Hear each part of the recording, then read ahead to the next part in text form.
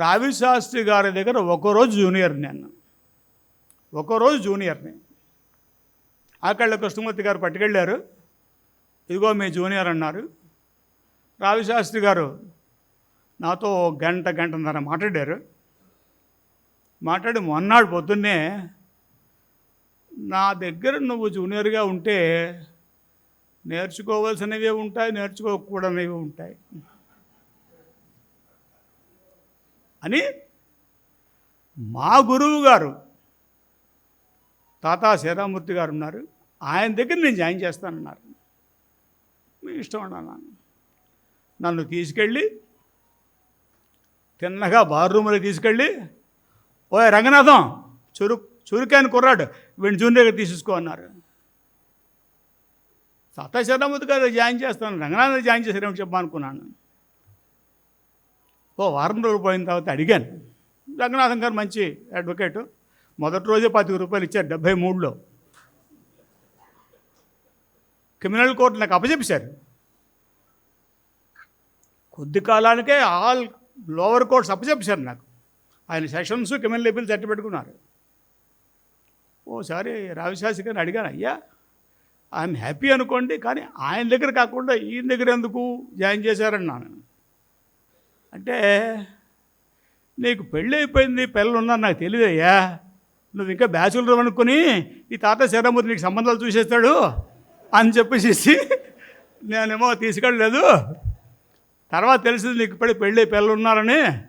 నాకు అప్పటికే ఒక 2 పిల్లలు ఉన్నారు. నాకు చెప్పేది ఏంటంటే,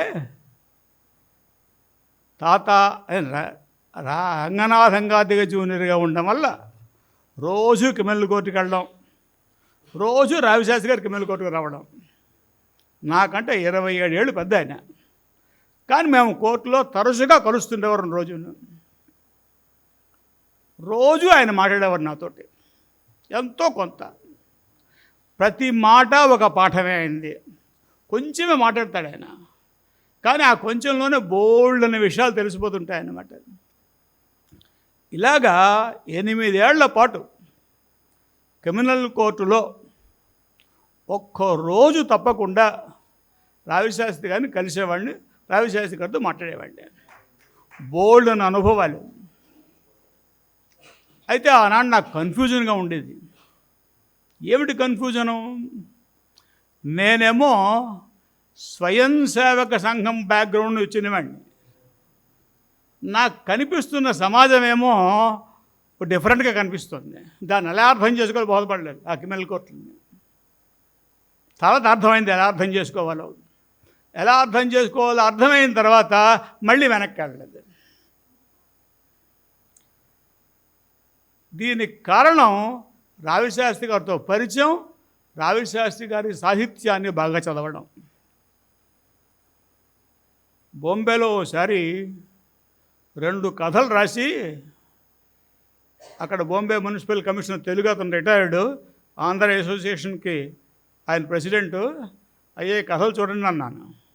ఆయన చూడకుండా మొదటిసారి రాస్తున్నావా అన్నారు. ఫస్ట్ టైం సార్ అన్నాను. ఓ పని చేయి, 3 నెలలు అట్టి పెట్టుకో, రావిశాస్త్రి పుస్తకాలు ఇక్కడ ఉన్నాయి చదువు, అవి చదివి తర్వాత నీ కథలు చదువుకో, నీకు నచ్చితే అప్పుడు నా దగ్గర పట్టరా అన్నారు. నేను చదివాను, నా కథలు నాకు నచ్చలేదు, నేను పట్టుకెళ్ళలేదు. ఒక విధంగా చెప్పాలంటే రావిశాస్త్రి గారు నాకు నష్టం కలగజేశారు. అయితే ఏదో కథ రచయిత ఉండేవాడు కొంత, ఆ లెవెల్ కథ రచయితనే కాలేను కాబట్టి మానేశాను అనమాట. అది నాకు జరిగిన నష్టం పార్ట్. ఇప్పుడు నేనేమో 80లో ఉద్యోగంలో జాయిన్ అయ్యి ఒక 7 ఉద్యోగాలు చేసి, సరే ఎక్కడా ఉద్యోగాలు చేయలేక కొట్టకొసకి పైకి వచ్చేసి ఏవో మిగతా పనులు చేసుకున్నాను.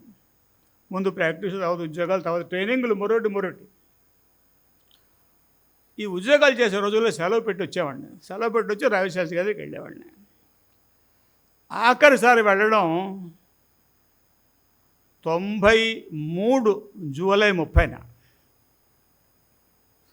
ఆవేళ ఆయన పుట్టినరోజున నాకు జ్ఞాపకం లేదు, వెళ్ళాను. కానీ ఇలా చూస్తే అక్కడ మన చలసాని ప్రసాద్ గారు రావిశాస్త్రి గారికి వారం పుస్తకం, రావిశాస్త్రికి ప్రేమతో అని రాసి ఆయన ఇచ్చిన పుస్తకం ఉంది. అలా చూశాను అక్కడ. అయ్యా ఉట్టి చేతులతో వచ్చాను అని అన్నాను.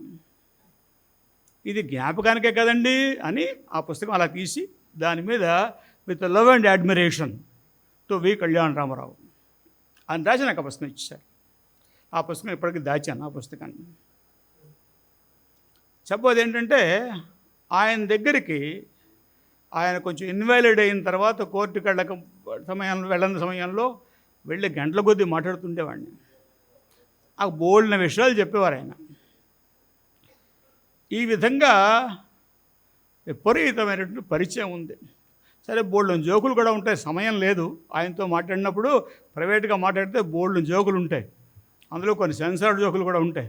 కానీ మనం మాట్లాడక్కర్లేదు. అప్పుడు మనం రావిశాస్త్రి గారి కథల గురించి, లోతుల్లోకి వెళ్ళను, కథల గురించి చెప్తాను. ఓసారి రావిశాస్త్రి గారిని అడిగాను నేను, అయ్యా మీ కథల్లో ఫస్ట్ 3 మీకు నచ్చినవి చెప్పండి అని. నన్ను ఇబ్బంది పెట్టేస్తున్నారండి అన్నారు. అలా కాదు, ఒకవేళ చెప్పి తీరాలని మేము బలవంతం చేస్తే ఏమిటి చెప్తారన్నాను. ఆలోచించి జేరియాంచు తెల్లచీర అన్నారు మొదటిది. విలువలు అన్నారు రెండోది. మూడో దానికి తట్టపడాయించారు, తెగ తట్టపడాయించారు. ఆఖరికి మాయ అన్నారు, మాయ కథ. ఆ మూడోది మాత్రం ఆలోచించి చెప్పినమాట. మొదటి 2 గవ్వ చెప్పేశారు. చెప్పబోదు ఏంటంటే, నన్ను టాప్ 10 ఇమ్మంటే ఏమిటి ఇస్తాను. 3 కాదు 10 కథలు నన్ను ఎంచమంటే ఏమిటి ఇస్తాను. ఇక్కడ బాగోగులు కాదు, మన బ్యాక్గ్రౌండ్ బట్టి కూడా ఆ కథలు నచ్చుతాయి. కోర్టు బ్యాక్గ్రౌండ్ లేనివాడికి ఆ కోర్టు బ్యాక్గ్రౌండ్ నేపథ్యం బాగా ఉన్న కథలు నచ్చవు. ఎందుకంటే వాళ్ళకి తెలియదు, వాళ్ళకి అదేమిటో. అంచేత నా బ్యాక్గ్రౌండ్ క్రిమినల్ కోర్టు కాబట్టి బేసిక్గా, నేను ఉత్తరాంధ్రవాణ్ణి కాబట్టి, ఉత్తరాంధ్రవాణ్ణి కాదు కదా, అగ్రహారంలో నేను మాట్లాడితే నన్ను బ్రాహ్మణుడు అనుకోరు, అంతలా మాట్లాడగలను నేను. అంటే ఆ యాసని, ఎందుకంటే వాళ్ళతో చిన్నప్పుడు ఆడుకునేవాడిని పిల్లలతోటి. ఆ పిల్లలతో ఆడుకోవడం వల్ల ఆ యాస నాకు బ్రహ్మాండంగా వచ్చిందన్నమాట. కాబట్టి రావిశాస్త్రి గారు అంటే ఆ చదువుతుంటే నాకు ఎలా ఉంటుందంటే ఆత్మీయంగా ఉంటుందన్నమాట. నాకు వరుసలో నచ్చినవి ఇప్పుడు చదువుకోవచ్చు. మనకు రాచకొండ రచన సర్వస్వం పుస్తకం లేకపోయినా వీళ్ళు 4 కథలు ప్రచురించారు. బాకీ కథలు ప్రచురించలేదు, కానీ 4 కథలు ప్రచురించారు. అందులో లేని 2 ఉన్నాయి. నేను చెప్పబోయే దాంట్లో నాకు కూడా జరియంచు తెల్లచీర మొదటిది, నెంబర్ 1 నాకు కూడా అదే. జరియంచు తెల్లచీర, విలువలు, ఈ 2 కామన్ మా ఇద్దరికి. మాయ, న్యాయం. ఈ మాయా న్యాయం 2 కథలు కూడా మీరు క్రిమినల్ కోర్టుకి వెళ్తే అంత అర్థమవుతుంది, లేకపోతే కొంత అర్థమవుతుంది. 90%, 80%, 70%. కానీ క్రిమినల్ కోర్టుకి మీకు వెళ్ళడం అలవాటు ఉంటే 100% అర్థమైపోతుంది అనమాట. న్యాయం కథ ఒకటి. పిపీలకం, వేతన శర్మ. ఆ పిపీలకం, వేతన శర్మలో పిపీలకంలో అవగాహన వస్తాయి చీమలకి. వాళ్ళు స్పష్టంగా చెప్తారు, నువ్వు చీమవి అని చెప్పిన తర్వాత, ఆహా అయితే నేను చీమని కదా, నీ చీమలన్నీ కలిసి పోరాడడం గట్రా అంటే ఒక క్లారిటీ. వేతన శర్మ ఒక అద్భుతమైన కథ నా ప్రకారం. మనం అందరం వేతన శర్మలమే ఒక విధంగా చెప్పాలంటే. అలా అంటే కోపం వస్తుంది కానీ కొందరికి. మనం అందరం ఎంతవరకు పోరాడగలమంటే, ఒక లెవెల్ దాటి మనకి ఏమైనా ఇబ్బంది వస్తుందంటే మనం వెంటనే వేతన శర్మ అయిపోతాం అనమాట. లేకపోతే మనకి ఇబ్బంది వస్తుంది.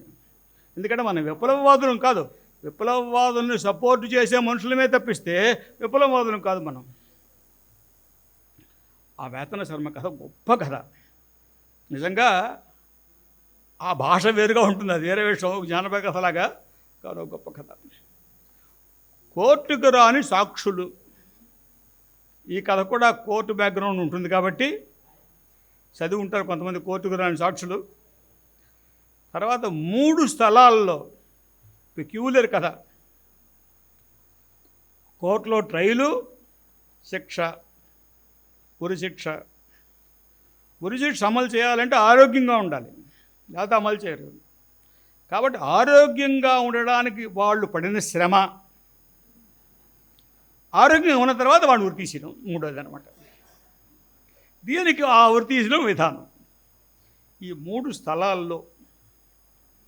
తర్వాత ఆఖరి దశ మనం చూసారా, అయిపోయింది, అంతా అయిపోయింది, కల్చర్ అంతా పడైపోయింది అనుకుంటుంటాం మనం. అప్పటి కాలం వేర్రా, ఇప్పుడు కాలం వేర్రా, మొత్తం పడైపోయిందని. ఇలాగా అప్పుడు ఎప్పుడో అనుకున్నారు, బుద్ధుడి కాలంలో అనుకున్నారు, మరో కాలంలో అనుకున్నారు, ఇప్పుడు అనుకుంటున్నారు. మరో 50 ఏళ్ళు పోయిన తర్వాత 2024 ఎంత చక్కనటువంటి సమాజం అండి అది. చక్కగా ఇలా కూర్చుని గేములు గట్టు ఆడుకుంటుండేవారు, ఇప్పుడులా కాదు కదా అని చెప్పేసి వాళ్ళు ఒకలా. ఈ ఆఖరి దశ కూడా చాలా గొప్ప కథ. మోక్షం. ఈ మోక్షాన్ని కొంతమంది యాడ్ చేయరు కానీ నాకు నచ్చుతుంది.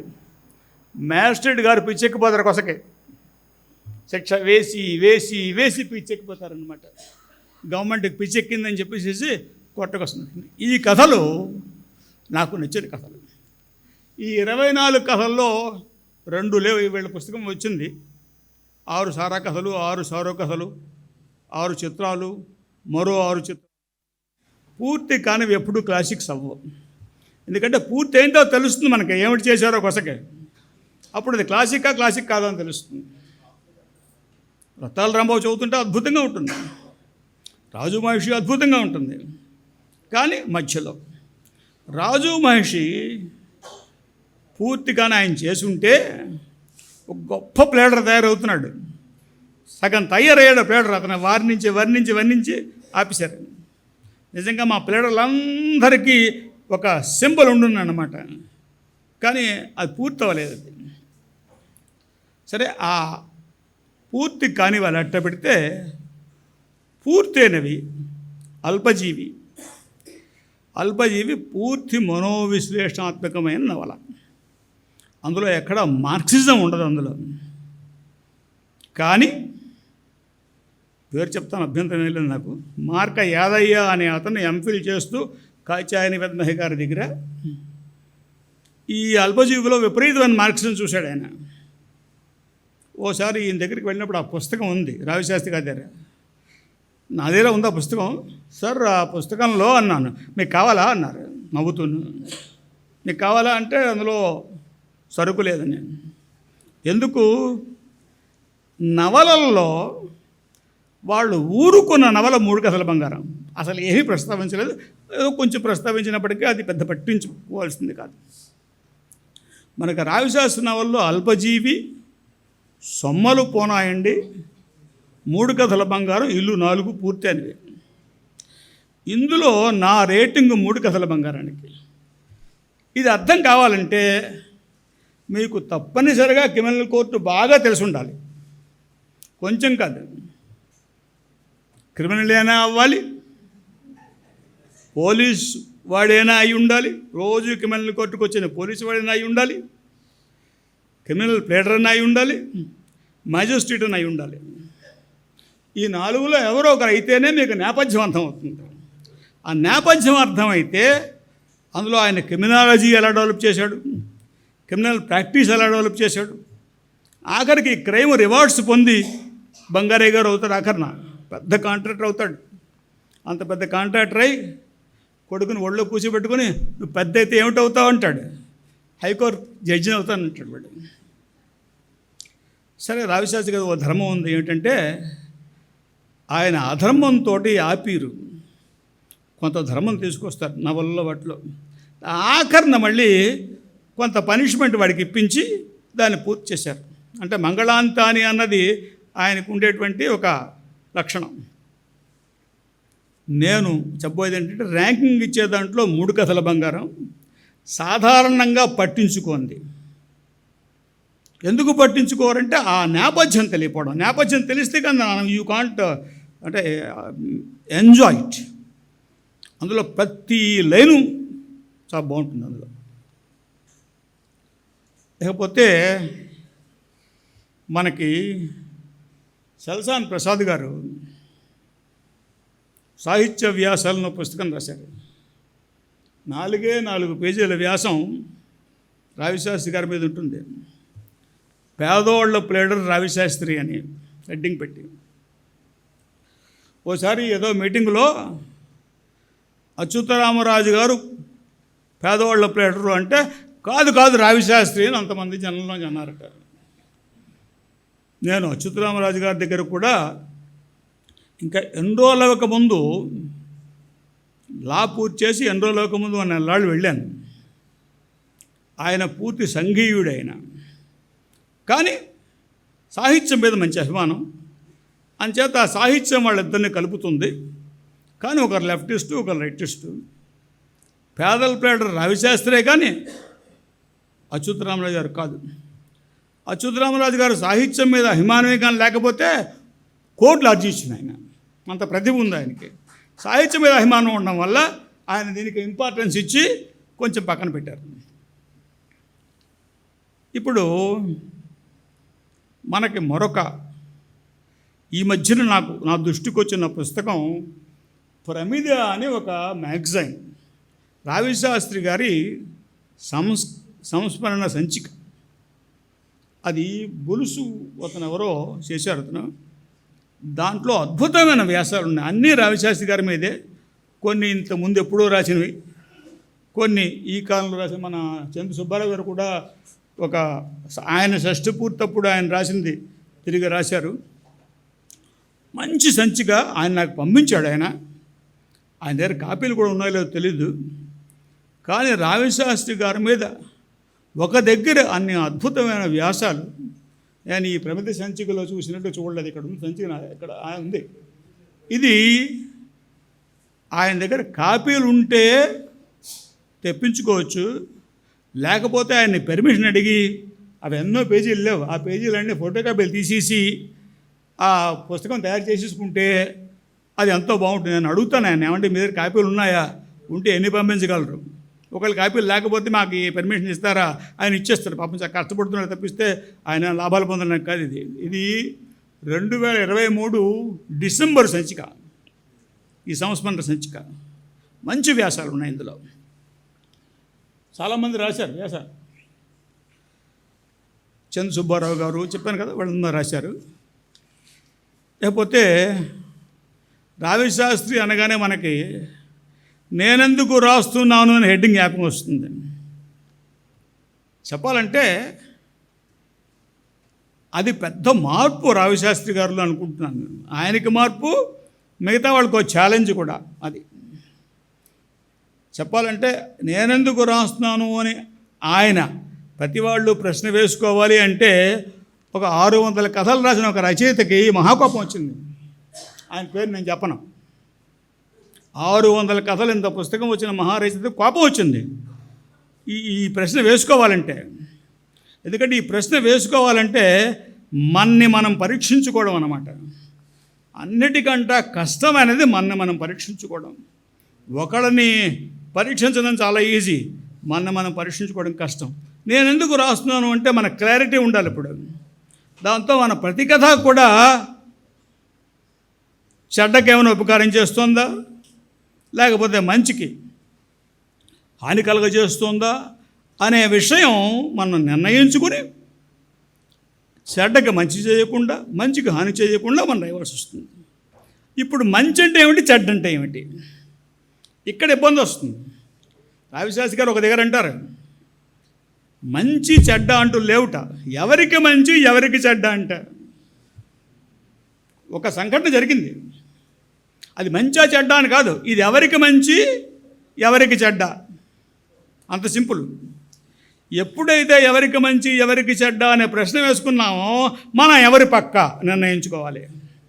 మనం ఎవరి పక్క నిర్ణయించుకోవాలంటే మన తరగతి ఏమిటి, మన క్లాస్ ఏమిటి, మన క్లాసుకే మనం కట్టుబడి ఉంటామా, లేక మనం మధ్యతరగతి వాళ్ళమైనా అంతకంటే తక్కువ క్లాసు తాలూకా ఇంట్రెస్ట్ కట్టుబడి ఉంటామా, లేకపోతే మనం వెళ్ళిపోదాం అనుకుంటుంటే మీద క్లాసు కట్టుబడి ఉంటామా, ఇవన్నీ నిర్ణయించుకోవాలి.